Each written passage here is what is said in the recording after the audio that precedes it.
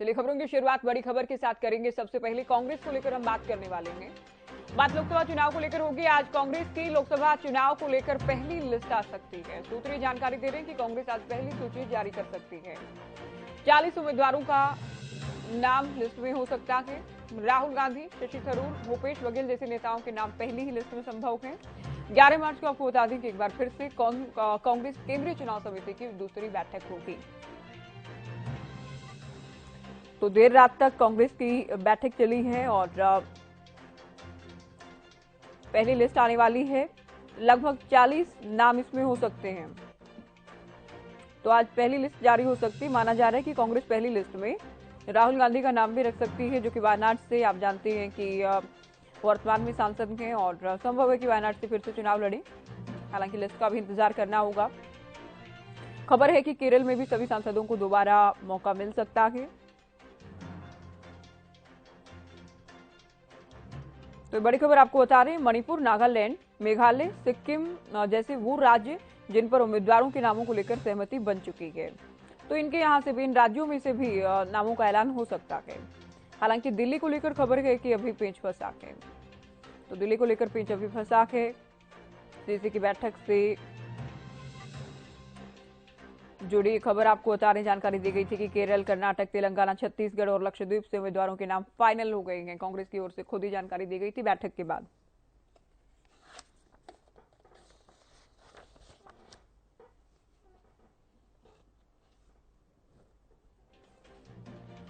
चलिए चर्चा हम करेंगे। राजनीतिक विश्लेषक राकेश कुमार जी हमारे साथ जुड़ गए हैं। पॉलिटिकल एडिटर अमित तिवारी हमारे साथ जुड़ गए हैं। दिल्ली से अपराजिता हमारी संवाददाता हमारे साथ लाइव जुड़ गई हैं।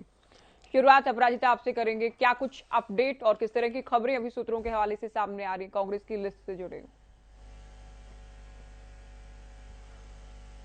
जी बिल्कुल ज्योति, देखिए कल देर शाम एआईसीसी मुख्यालय में राजधानी दिल्ली में सीईसी की बैठक हुई है कांग्रेस की, और अब सूत्रों के हवाले से खबर सामने आ रही है कि आज कांग्रेस अपनी पहली सूची रिलीज करने वाली है। हालांकि पहले आशंकाएं लगाई जा रही थी कि जो पहली सूची होगी उसमें करीब 130 से 150 लोगों के नाम हो सकते हैं, कैंडिडेट्स के नाम हो सकते हैं, मगर अब कहा जा रहा है कि 40 से 50 लोगों के नाम होंगे, कैंडिडेट्स के नाम होंगे पहली सूची में। हालांकि दिल्ली को जैसे लेकर आपने कहा कि पेच फंसा हुआ है, तो बिल्कुल दिल्ली को लेकर 3 लोकसभा सीट पर कांग्रेस लोकसभा चुनाव लड़ रही है, जिसमें पेच फंसा हुआ है क्योंकि कई एक ही सीट को लेकर कई नामों का प्रपोजल डाला गया था, जिसको लेकर कहा गया है कि जब दूसरी सीईसी की बैठक होगी 11 तारीख को, तो उसमें डिस्कशंस किए जाएंगे और हर एक लोकसभा सीट पर एक प्रत्याशी का नाम सामने लाया जाए। और जी बिल्कुल साउथ इंडिया को लेकर ज्यादा नाम हो सकता है जो पहली सूची है, और बिल्कुल राहुल गांधी का भी नाम सामने आ सकता है पहली सूची में। वायनाड से वो लोकसभा चुनाव लड़ सकते हैं। और साथ ही देखिए राजनीतिक गलियारों में ये भी हलचल चल रही है कि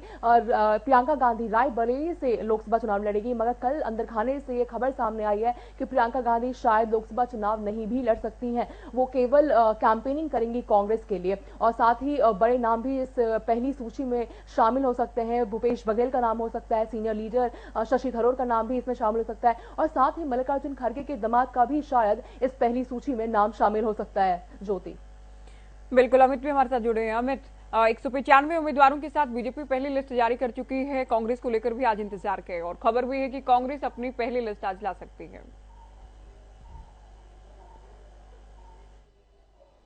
निश्चित रूप से ज्योति, देखिए भारतीय जनता पार्टी ने 195 की पहली सूची अपनी जारी की और संभावना जताई जा रही है कि कल जो अगली बैठक जो होने जा रही है भारतीय जनता पार्टी की, उसमें निश्चित रूप से जो शेष बचे हुए उम्मीदवार हैं उनका नाम जो है वो घोषित किया जाएगा। लेकिन ऐसा लगता नहीं है अभी भी। मेरा जो मानना है कि हरियाणा के मामले में अभी भी काफी जो सबको ही, चाहे कांग्रेस की बात करें या भारतीय जनता पार्टी की बात करें, सभी को फूंक फूंक कर कदम रखना होगा, क्योंकि यहाँ ऐसा लगता है कि भारतीय जनता पार्टी कम से कम हरियाणा के मामले में 5 ऐसी चेहरे हैं जिनको बदलने की कवायद में जुटी है। और अगर कांग्रेस की बात करें तो निश्चित रूप से 40 से 50 सीटों का जो है आज घोषणा हो सकती है, ऐसा लगता है।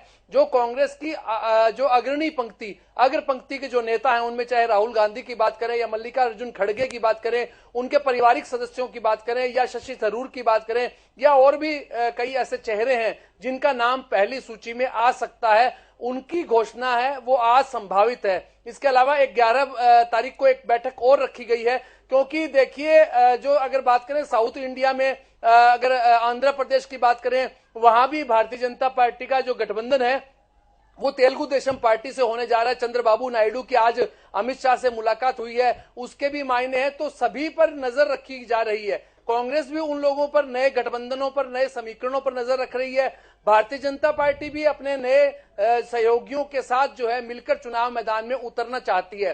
तो ऐसी स्थिति में देखिए सभी जो है वो एक साथ सूची जारी नहीं करेंगे, ना ही कांग्रेस करेगी, टुकड़ों में सूची आएगी। पहले अगर बात करें 50 से लेकर 70 उम्मीदवार भी उतारे जा सकते हैं, ऐसी संभावना है। और जैसा भारतीय जनता पार्टी की लिस्ट में हमने देखा था कि 195 की पहली सूची आई, इसके अलावा अब जो सूची आएगी उसमें जैसे मैंने पहले बताया कि हरियाणा के 5 ही नाम शामिल होंगे, पूरे नाम नहीं होंगे, क्योंकि अभी तक जेजेपी के साथ गठबंधन का निर्णय भी नहीं हुआ है। क्योंकि भारतीय जनता पार्टी के काफी लोग जो वरिष्ठ नेता हैं वो ये चाहते हैं कि भाजपा अकेले चुनाव मैदान में जाए, जेजेपी के साथ गठबंधन ना हो। तो ऐसी संभावना है। देखिए राजनीति में संभावनाओं का खेल चलता रहता है और गठबंधनों का खेल चलता रहता है। समीकरण बनते हैं, बिगड़ते हैं, गठबंधन टूटते हैं, जुड़ते हैं, लेकिन इन सब के बीच में सूची निकालने के मामले में, उम्मीदवार उतारने के मामले में कोई भी दल जो है वो जो है जल्दबाजी नहीं करना चाहेगा। जी ज्योति, बिल्कुल जल्दबाजी कोई नहीं करना चाहेगा। और राकेश जी, चूंकि बीजेपी देखिए नारा दे रही है, पीएम मोदी की ओर से सदन में कहा गया, उसके बाद रैलियों में भी बार बार कहा गया कि बीजेपी 370 प्लस, एनडीए 400 पार। तो 195 उम्मीदवारों की लिस्ट बीजेपी जारी भी कर चुकी है। ऐसे में कांग्रेस के सामने भी चुनौती होगी कि आखिर क्या तोड़ निकाला जाए। बीजेपी जो प्रचंड बहुमत का या प्रचंड जीत का जो दावा कर रही है, जो टारगेट लेकर चल रही है, क्या उसका कोई तोड़ निकाल सकती है कांग्रेस? देखिए ज्योति जी, चुनाव के अंदर जो भी पार्टी चुनाव लड़ने आती है वो अपनी स्ट्रेटजी चुनाव को शुरू होने से पहले बना के रख लेती है।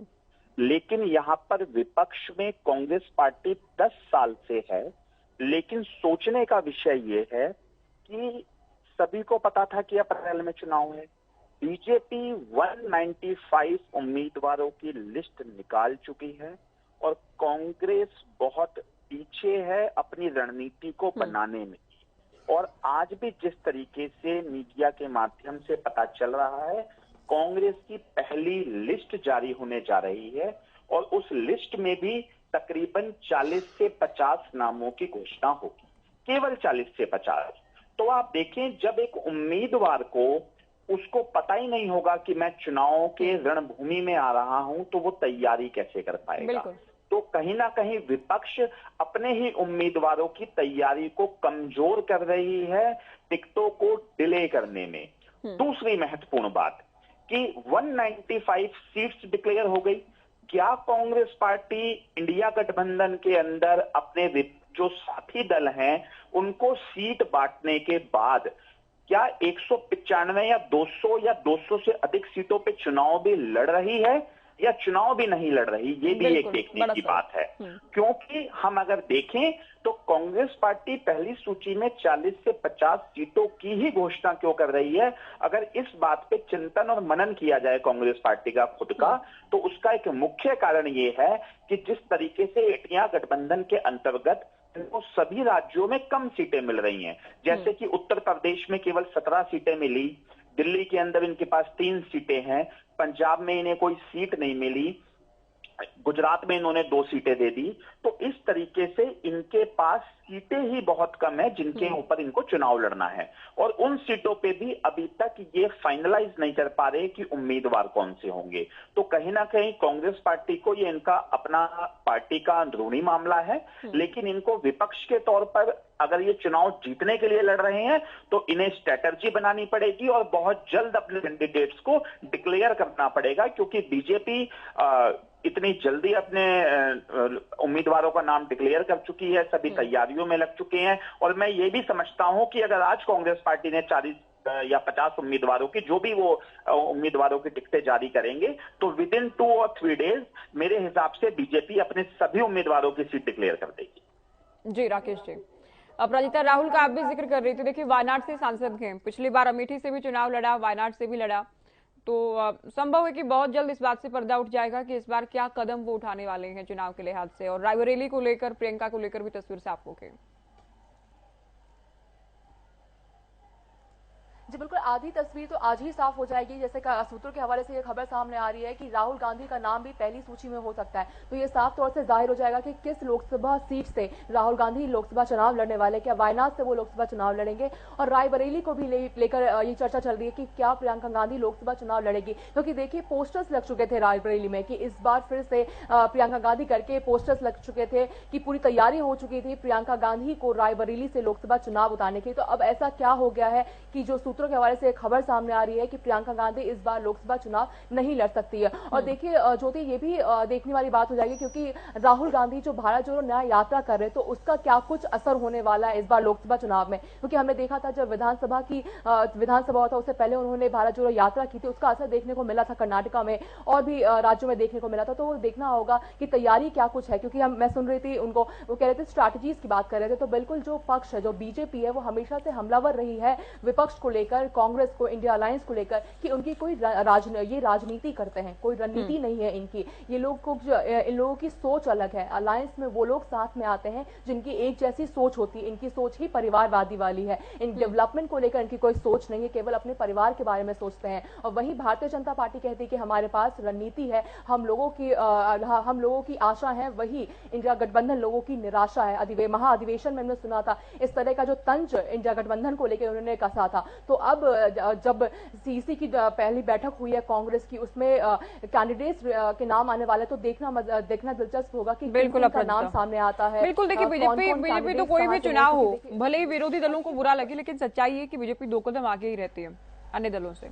बीजेपी नेता कहते हुए हम पूरा साल चुनावी मोड में रहते हैं, चुनाव की तैयारी में रहते हैं। अमित, हरियाणा की राजनीति को आप बारीकी से समझते हैं, करीब से जानते हैं, हरियाणा को लेकर ही बात करेंगे। जब बीजेपी की बात होती है कि कुछ टिकट वो हैं जो मौजूदा सांसदों के कट सकते हैं, तो क्या ये क्राइटेरिया हो सकता है? क्योंकि पास लगती दिल्ली की हम बात करें, 5 टिकट अनाउंस किए गए हैं, 4 जो पुराने या मौजूदा सांसद थे उनके टिकट कट गए हैं।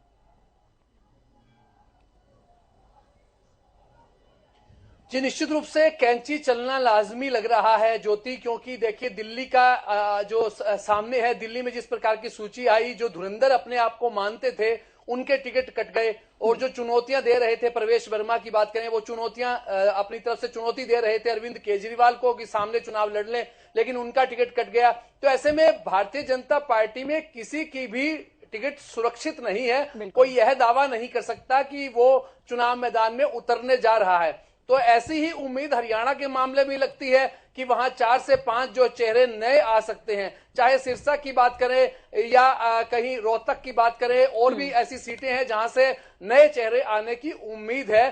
तो ऐसे में लगता नहीं है। और देखिए 195 की सूची में जिस प्रकार से पुराने चेहरों पर कतरनी चली, कैंची चली, उससे लगता है कि जो नई सूची भारतीय जनता पार्टी की आएगी उसमें निश्चित रूप से नए चेहरे उतरेंगे। युवाओं पर फोकस है और जो काम करने वाले लोग थे, देखिए बार बार सर्वे करवाया गया भाजपा की ओर से। भाजपा के शीर्ष नेतृत्व ने कई बार अलग अलग जो एजेंसियों से सर्वे कराया, उसमें उनके सांसद की क्या परफॉर्मेंस थी, क्या संसद में परफॉर्मेंस रही, क्या जमीनी स्तर पर रही, लोग क्या सोचते हैं, ऐसी तमाम बातों को लेकर सर्वे किया गया, जिनमें अगर उनको सही परफॉर्मेंस का चार्ट में उनको नंबर सही नहीं मिले, उनका टिकट कटा। तो ऐसे में चाहे वो कोई कितना भी बड़ा चेहरा हो, वो यह दावा नहीं कर सकता कि मैं चुनाव मैदान में उतरने जा रहा हूं, भाजपा मुझ पर भरोसा कर रही है। कांग्रेस के मामले में भी देखिए, कांग्रेस चाहती है कि पहले भाजपा के पत्ते खुल जाए, उसके बाद वे अपने पत्ते खोलें। ऐसे में अभी जैसे चर्चा चल रही थी वायनाड की या रायबरेली की, तो अभी राहुल गांधी का भी तय नहीं है कि वह कहां से चुनाव लड़ेंगे। वायनाड की चर्चा जरूर है, लेकिन अमेठी का क्या होगा, क्योंकि अमेठी उनकी पारंपरिक सीट थी, उनके परिवार के लोग वहां से जीतते रहे थे, लेकिन स्मृति ईरानी ने उन्हें पराजित कर दिया।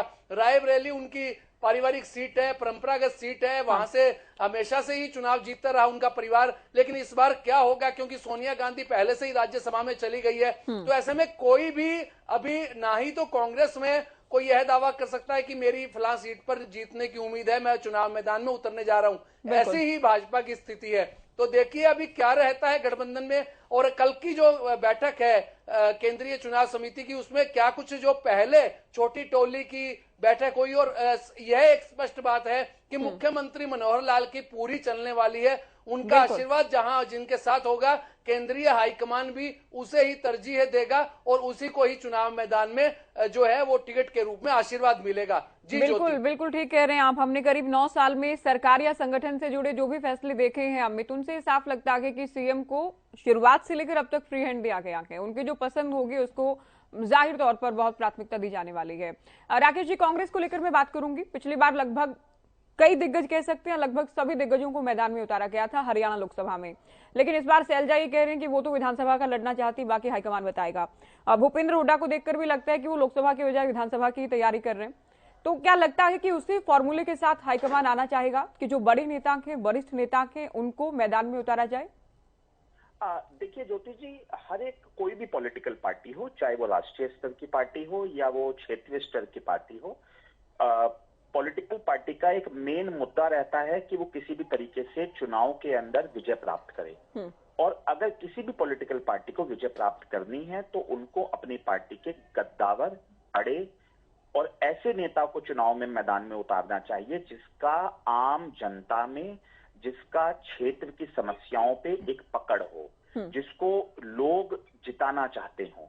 तो कांग्रेस पार्टी के अंदर सबसे बड़ी जो अभी एक चीज हम देख रहे हैं वो ये कि कहीं ना कहीं कांग्रेस पार्टी में बड़े नेता या जो वो नेता जो पार्टी के अंदर जिनका वर्चस्व या लोगों के मन में जिनका वर्चस्व था वो कहीं ना कहीं कम होते जा रहे हैं।